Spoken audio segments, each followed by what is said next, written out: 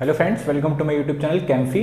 आज हम चैप्टर करेंगे concept of atomic molecular equivalent mass का आगे का टॉपिक। राइट, इससे पहले वाले लेक्चर में हमने डिस्कस करा था कि जस्ट कैसे हम निकालते हैं, बैलेंसिंग कैसे करते हैं इक्वेशन की।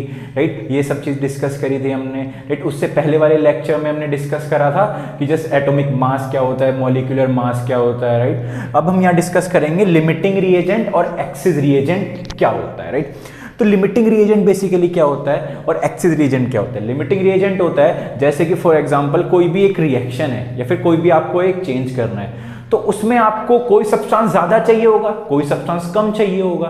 राइट, और वो दोनों सब्सटेंस जो है वो आपके पास क्या है, जस्ट आपको गिवन है, कोई सब्सटेंस ज्यादा मात्रा में, कोई सब्सटेंस कम मात्रा में। अब रिएक्शन के बाद जो सब्सटेंस पूरा कंज्यूम हो गया तो वो होगा लिमिटिंग रिएजेंट, और जो बच गया वो होगा एक्सिस रिएजेंट। तो लिमिटिंग रिएजेंट क्या होता है, द सब्सटेंस, अभी रिएक्शन के साथ करवाऊंगा, बहुत अच्छे से समझ आ जाएगा। डेफिनेशन क्या होती है, the substance which consumed fully in the reaction. Right, और एक्सिस रिएजेंट क्या होता है,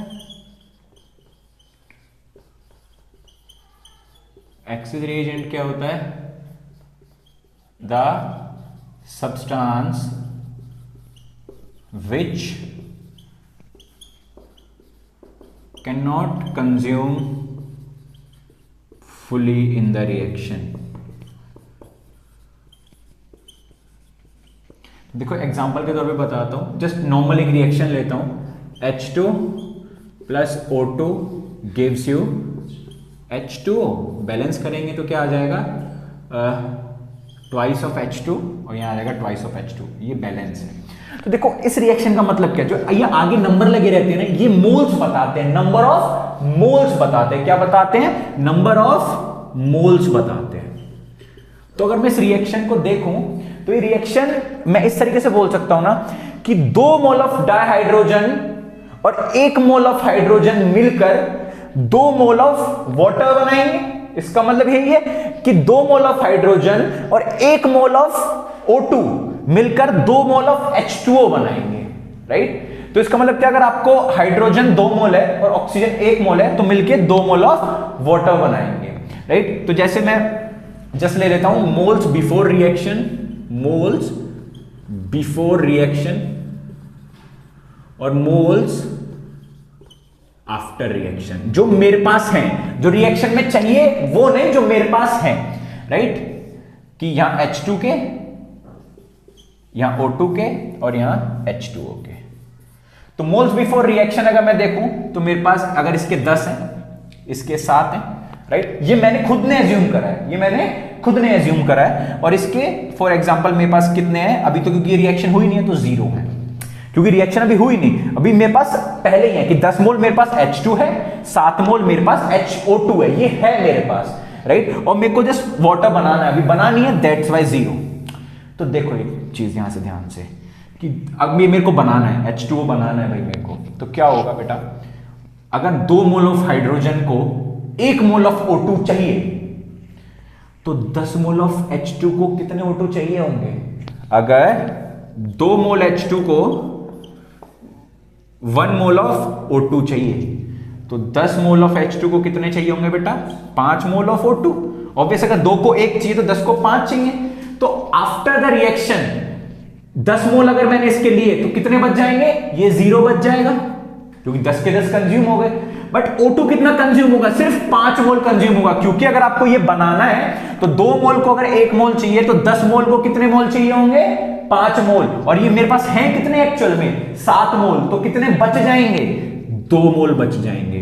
और कितने मोल H2O बनेगा, 10 मोल H2O बनेगा, क्योंकि ये 2 था, ये भी कंज्यूम हो गया, तो ये भी 2 है, तो ये पूरा बनेगा। अब देखो यहां पर लिमिटिंग रिएजेंट क्या है सर, लिमिटिंग रिएजेंट क्या है, H2। क्यों, क्योंकि कुछ बचा ही नहीं, फुली कंज्यूम हो गया। क्या हो गया, फुली कंज्यूम हो गया। और एक्सिस रिएजेंट क्या है, O2। क्यों, क्योंकि फुली कंज्यूम नहीं हुआ। 2O2, 2 मोल्स बच गए इसके, 2 मोल्स बच गए, राइट। तो ये कैसा हो गया, एक्सिस रिएजेंट, राइट। तो कुछ कभी ऐसे भी हो सकता है कि O2 लिमिटिंग में आ जाए और H2 जो है वो एक्सिस हो जाए, हाँ ऐसा भी हो जाएगा, वो आपके ऊपर डिपेंड करता है आपने कितने मोल्स लिए। एक वो एग्जांपल भी करवा देता हूं अभी। अब ये वाला एग्जांपल देखो, मैंने मोल्स जो लिए, जो मेरे पास हैं, वो मैं हाइड्रोजन 10 ही रखता हूं, राइट। मैं O2 कितने रख लेता हूं, 4 मोल्स, राइट। और ये तो अभी 0 होंगे, ये तो अभी 0 होंगे, राइट। अब देखो मोल्स आफ्टर रिएक्शन, अब देखो 2 मोल ऑफ हाइड्रोजन को 1 मोल ऑफ O2 चाहिए। अब इसको मैं उल्टा ही बोल सकता हूं, 1 मोल ऑफ O2 को 2 मोल ऑफ हाइड्रोजन चाहिए। तो बेटा इसमें कंज्यूम कौन सा पूरा हो जाएगा, ये हो जाएगा, क्योंकि 4 मोल को कितने चाहिए होंगे, 8 हाइड्रोजन चाहिए होंगे। तो बाद में ये तो कितना बचेगा, 0 बचेगा, ये कितना बचेगा, 0 बचेगा, और ये कितना बच जाएगा, 2 मोल बच जाएगा। क्यों, क्योंकि अगर 1 मोल ऑफ O2 को 2 मोल ऑफ H2 चाहिए, तो 4 मोल ऑफ O2 को कितना चाहिए होगा, और कितना कंज्यूम कर सकता है, 8 मोल ऑफ H2, यानी कि 10 है, यानी कि ये 2 बच जाएंगे। और कितने मोल ऑफ H2 बन जाएगा आपके पास, 8 मोल्स ऑफ H2 बच जाएगा, बन जाएगा, मतलब बन गया। तो यहां पर लिमिटिंग रिएजेंट क्या है, यहां पर लिमिटिंग रिएजेंट है O2। क्यों, क्योंकि फुली कंज्यूम हो गया, क्योंकि आफ्टर द रिएक्शन वो कितना बचा, 0। और एक्सिस रिएजेंट क्या है, H2, क्योंकि वो आफ्टर द रिएक्शन 2 मोल्स बच गए, 2 moles left after the reaction. जिसके रिएक्शन के बाद मोल्स बच जाते हैं it is the excess reagent, और जिसके पूरे कंज्यूम हो जाते हैं it is the limiting reagent. क्योंकि O2 के पास 4 थे, राइट। तो 4 अगर कंज्यूम करेगा तो 1 को 2 चाहिए, तो 4 को 8 ही हो पाएंगे, यानी कि 2 बच जाएंगे, तो ये बच गए। तो these are the excess reagent and it is limiting reagent, right. It is all about limiting and excess reagent, right. Next topic है स्ट्रेंथ ऑफ सॉल्यूशन, कि हम सॉल्यूशन की स्ट्रेंथ किस किस तरीके से निकाल सकते हैं। तो बहुत तरीके से निकाल सकते हैं, राइट। पहला मोल्स परसेंटेज कलेक्ट करके निकाल सकते हैं, राइट। फिर हम मोलैरिटी से निकाल सकते हैं, मोलैरिटी, नॉर्मेलिटी, राइट। ये इन सब चीज़ों से हम क्या निकाल सकते हैं, उनकी स्ट्रेंथ निकाल सकते हैं कि उसकी कितनी स्ट्रेंथ है, राइट। तो सबसे पहली चीज़ है मोलैरिटी। तो मोलैरिटी क्या होता है, it is a number of moles of solute present in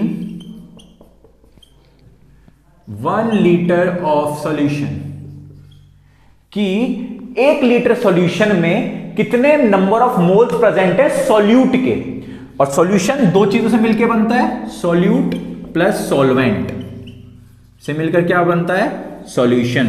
तो 1 लीटर अगर सॉल्यूशन है आपके पास, ये कितना है, 1 लीटर, तो उसमें number of moles of solute, number of moles को बेसिकली डिनोट करते हैं N से। ये कितने हैं, ये कौन बताता है, ये बताता है molarity. It is the molarity, कि 1 लीटर सॉल्यूशन में कितने नंबर ऑफ मोल्स हैं, इट इज द मोलैरिटी। और मोलैरिटी को जस्ट डिनोट करते हैं कैपिटल M से, और इसका फॉर्मूला क्या होता है, number of moles of solute upon में वॉल्यूम ऑफ सॉल्यूशन, क्योंकि 1 लीटर है in litre, it is the formula, right. Number of moles of solute upon में वॉल्यूम ऑफ सॉल्यूशन लीटर। और नंबर ऑफ मोल्स को किस नोट करते हैं, बताया अभी N से। और नंबर ऑफ मोल्स का फॉर्मूला, नंबर ऑफ मोल्स कैसे निकालते हैं, गिवन मास अपॉन में मॉलिक्यूलर मास, ऐसे क्या निकालते हैं, नंबर ऑफ मोल्स, राइट। तो ये दोनों चीजें नोट डाउन कर लो, डेफिनेशन भी, ये फॉर्मूला भी अभी इस पे क्वेश्चन करवाता हूं, राइट। तो देखो बेटा एक क्वेश्चन है कि मोलैरिटी का 2.46 gram of sodium hydroxide dissolved in water and the solution is made to be 100 ml in a volumetric flask, calculate capital M, यानी कि वो मोलैरिटी पूछ रहा है, राइट। तो देख लो गिवन क्या क्या है, सॉल्यूट क्या है हमारा, सोडियम हाइड्रोक्साइड, क्योंकि उसने बोला sodium hydroxide dissolve in water, तो यानी कि सॉल्वेंट है हमारा वाटर, वाटर क्या है, सॉल्वेंट है, और सोडियम हाइड्रोक्साइड क्या है, सॉल्यूट है, राइट। और इनसे क्या बन रहा है, एक सॉल्यूशन जो कि 100 ml है। ये जो वॉल्यूम है ये किसका दे रखा है, सॉल्यूशन का वॉल्यूम दे रखा है। तो गिवन क्या क्या तो हमें चाहिए क्या, पहले मोलैरिटी का फॉर्मूला देखते हैं। मोलैरिटी किसके बराबर होता है, number of moles of solute, N of solute लिख देता हूं, number of moles of solute upon में volume of solution in litre, right. तो सॉल्यूशन है हमारे पास बट वो मिलीलीटर में है, तो वॉल्यूम कितना है सॉल्यूशन का, वॉल्यूम ऑफ सॉल्यूशन तो दे ही रखा है, कितना है 100 ml, तो यानी कि हमें तो लीटर में चाहिए, तो लीटर में कितना हो जाएगा, इसको 1000 से क्या कर दो, डिवाइड कर दो, तो 100 डिवाइड बाय 1000 इतने लीटर। अभी पूरा जैसे इसे काट नहीं रहा तो इतने लीटर हो गया, 100 डिवाइड बाय 1000, वॉल्यूम पता चल गया। अब नंबर ऑफ मोल्स निकालने हैं सॉल्यूट के, तो n कैसे निकालेंगे सॉल्यूट का, गिवन मास अपॉन में मॉलिक्यूलर मास। गिवन मास कितना है, ये रहा 2.46 ग्राम, ये है गिवन मास ऑफ NaOH, कितना है 2.46 ग्राम। और मॉलिक्यूलर मास कितना हो जाएगा NaOH का, भी कैलकुलेट कर लेते हैं। NaOH का कितना हो जाएगा, Na का कितना होता है 23, कितने Na है 1, प्लस ऑक्सीजन का कितना होता है 16, कितने ऑक्सीजन है 1, प्लस हाइड्रोजन का कितना होता है 1, कितने हाइड्रोजन है 1, तो कितना हो गया 23 प्लस 16 प्लस 1 दैट इज 23, 39 और ये हो गया 40 ग्राम, राइट। तो गिवन मास कितना है 2.46 ग्राम, मॉलिक्यूलर मास कितना है 40 ग्राम, तो 2.46 डिवाइड बाय 40, ये हो गए number of moles of solute, ये हो गया n ऑफ सॉल्यूट, ये हो गया volume of solution in litre. इसको क्या कर दो, पुट कर दो, तो मोलैरिटी किसके बराबर आ जाएगी 2.46 divide by 40 divide by 100 and which is divide by 1000, तो यहां से 2 0 कैंसिल, 2.46 डिवाइड बाय 40 1/10, इससे ये भी कैंसिल, तो 2.46 डिवाइड बाय 4, और जब आप इसको सॉल्व करोगे तो आएगा कितना 0.615। अब मोलैरिटी की यूनिट क्या होती है, या तो आप क्या लिख दो मोल्स पर लीटर, क्या लिख दो मोल्स पर लीटर, और सीधे क्या होती है इसकी 0.615 मोलर, कैपिटल M, ये भी इसकी क्या होती है SI यूनिट होती है, राइट। या तो मोल्स पर लीटर लिख दो या फिर क्या लिख दो कैपिटल M मोलर, राइट। तो सॉल्यूशन कितना है 0.615 मोल्स पर लीटर, या फिर आप क्या बोल सकते हो सॉल्यूशन कितना है 0.615 मोलर, कैपिटल है, राइट। तो it is all about molarity, right. अब नेक्स्ट आती है मोलैलिटी। मोलैलिटी क्या होती है, it is a number of moles of solute present in 1 kg of solvent, not solution, that is solvent, कि कितने मोल्स प्रेजेंट हैं सॉल्यूट के 1 kg ऑफ सॉल्वेंट में, सॉल्यूशन में नहीं, 1 kg ऑफ सॉल्वेंट में। मोलैरिटी में क्या करा था आपने कि वॉल्यूम लिया था मास की जगह, बट एक तो वॉल्यूम था, दूसरा वो वॉल्यूम सॉल्यूशन का था। मोलैलिटी में यहां पर मास है और मास सॉल्यूशन का नहीं है, मास किसका है सॉल्वेंट का मास है, किसका मास है सॉल्वेंट का मास है, राइट। तो इसका मतलब क्या है कि कितने मोल्स प्रेजेंट हैं 1 kg ऑफ सॉल्वेंट में, इट इज अ मोलैलिटी, और इसको डिनोट करते हैं किससे स्मॉल m से। तो इसका फॉर्मूला क्या होता है मोलैलिटी का, number of moles of solute divide by mass of solvent in kg, right. It is the formula. इस पे भी एक क्वेश्चन करते हैं, राइट। देखो बेटा मोलैलिटी के ऊपर एक क्वेश्चन है, बहुत अच्छा क्वेश्चन है, ध्यान से समझना, राइट। तो देखो इसका सॉल्यूशन, ये बोल रहा है एक सॉल्यूशन है जिसमें 20.7 ग्राम तो पोटेशियम कार्बोनेट है। पोटेशियम कार्बोनेट क्या होता है K2CO3 dissolve in 500 ml of solution, calculate small है, कैलकुलेट मोलैलिटी। तो देखो मोलैलिटी का फॉर्मूला क्या होता है, number of moles of solute upon में mass of solvent in kg। Number of moles of solute तो अभी हम निकाल लेंगे बहुत आसानी से। उसके लिए क्या चाहिए होता है, number of moles of solute के लिए क्या चाहिए होता है गिवन मास अपॉन में मोलर मास, मोलिकुलर मास, ये निकाल लेंगे। But mass of solvent in kg ये देखो कैसे निकालेंगे,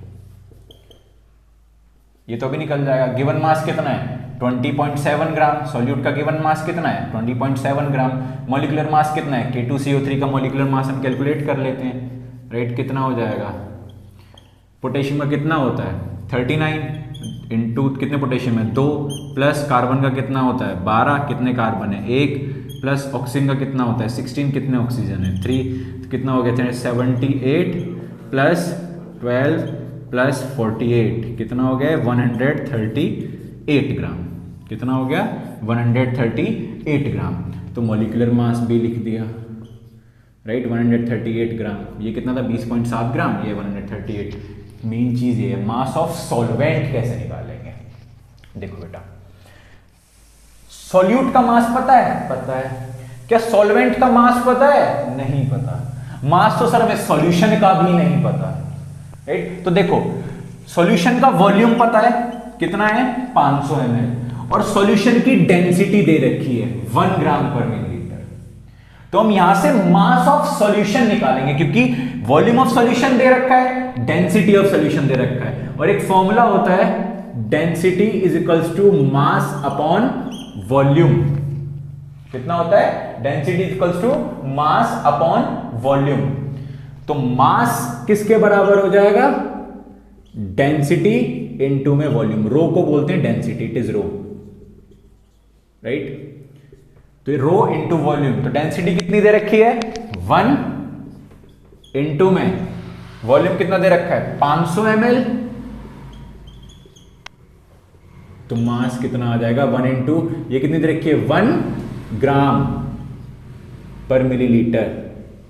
तो मास कितना आ जाएगा 500 इंटू 1, दैट इज 500 ग्राम।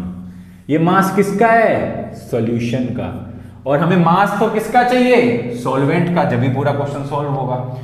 तो सॉल्यूशन का मास पता है, सॉल्यूट का पता है, सॉल्वेंट का नहीं निकाल सकते, क्योंकि बिल्कुल निकाल सकते हैं। Mass of solute plus mass of solvent is equals to mass of solution. Mass of solute कितना है 20.7 ग्राम।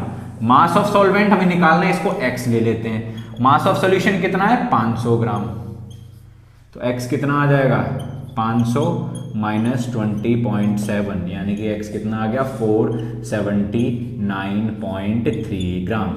ये क्या आ गया मास ऑफ सॉल्वेंट। ये क्या आ गया सॉल्वेंट का मास। बट ये किस में आया है ग्राम में, और हमें किस में चाहिए केजी में। तो इसको क्या कर देंगे डिवाइड बाय 479.3 डिवाइड बाय 1000, तो ये किस में आ जाएगा केजी में। और जब आप पूरा इसको सॉल्व करोगे तो आपका जो आंसर आएगा वो आएगा 0. जब आप इसको पूरा सॉल्व करोगे तो आपका जो आंसर आएगा, यहां लिख रहा हूं, वो आएगा 0.31 के आसपास, 0.31।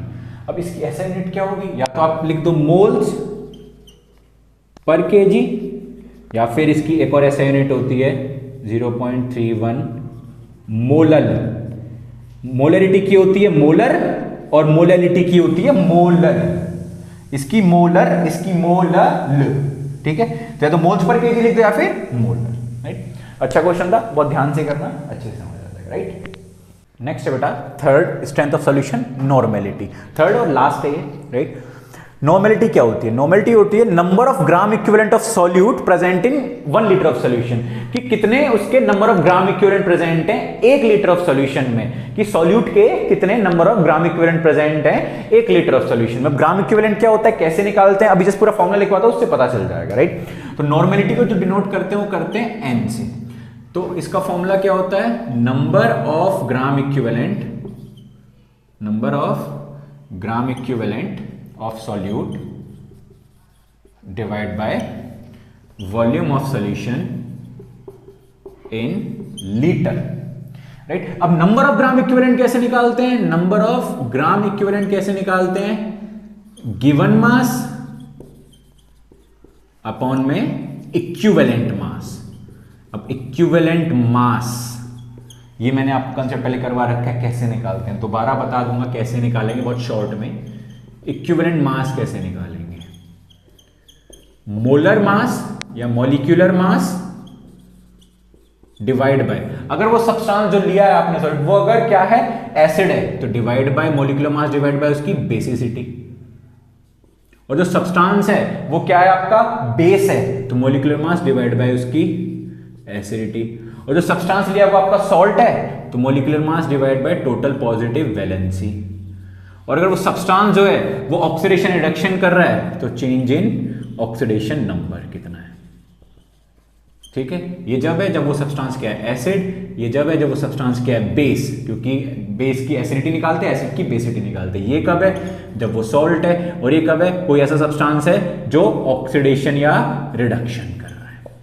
राइट, तो पहले आप उल्टा चलोगे इसमें, पहले आप सबसे पहले इक्विवेलेंट मास निकालोगे, मोलर मास को इन सबसे इनमें से जो भी सब्सटेंस होगा उससे उसके डिवाइड करके इक्विवेलेंट मास निकलेगा, उसको यहां पुट करोगे, नंबर ऑफ ग्राम इक्विवेलेंट निकलेगा, नंबर ऑफ ग्राम इक्विवेलेंट को यहां पुट करोगे, तब जाके आपकी नॉर्मेलिटी निकलेगी। राइट, इस पे भी एक क्वेश्चन करते हैं। राइट, बहुत आसान सा क्वेश्चन करते हैं, ठीक है, समझ आ जाएगा।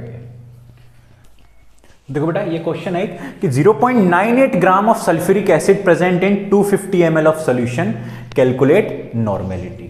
तो देखो नॉर्मेलिटी का फॉर्मूला अभी मैंने आपको बताया, number of gram equivalent upon में volume of solution in litre.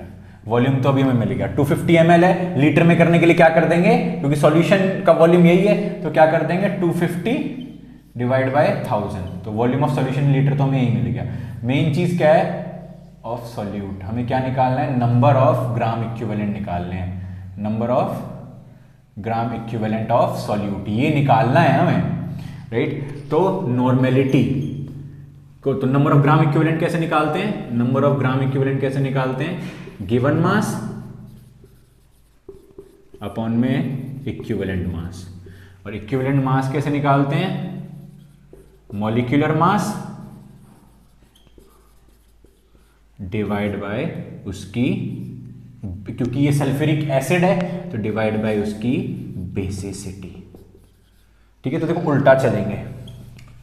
Right, अच्छे से लिख देता हूं इक्विवेलेंट मास, तो मॉलिक्यूलर मास कितना है सल्फ्यूरिक एसिड का, सल्फ्यूरिक एसिड होता है H2SO4, कितना होता है H2SO4, तो ये रहा पूरा करके बताता हूं H2SO4, तो कितना हो जाएगा, हाइड्रोजन का 1 होता है 1 इंटू 2 प्लस सल्फर का 13, कितने सल्फर है 1 प्लस ऑक्सीजन का 16, कितने 4, तो 2 प्लस 32 प्लस 16 4 जा 64, 64 और 30 94 96 98 ग्राम। राइट, तो मोलिकुलर मास कितना हो गया 98 divide by basicity, sulphuric acid में कितने हाइड्रोजन रिप्लेसेबल है 2, तो इसकी बेसिसिटी कितनी हो जाएगी 2।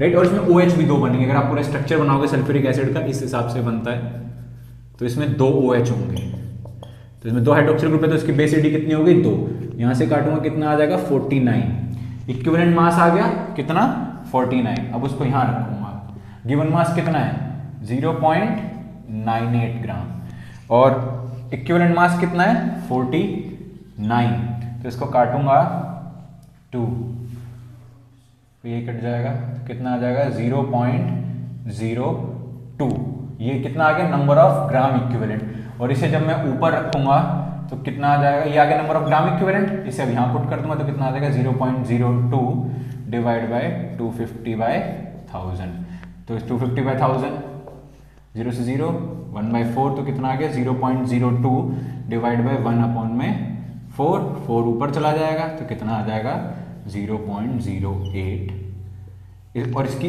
ये क्या आ गई नॉर्मेलिटी। अब नॉर्मेलिटी की ऐसा यूनिट क्या होती है, या तो आप लिख दो number of gram equivalent, number of, या फिर क्या लिखो ग्राम इक्विवेलेंट पर लीटर, और क्या लिख सकते हो 0.08 नॉर्मल।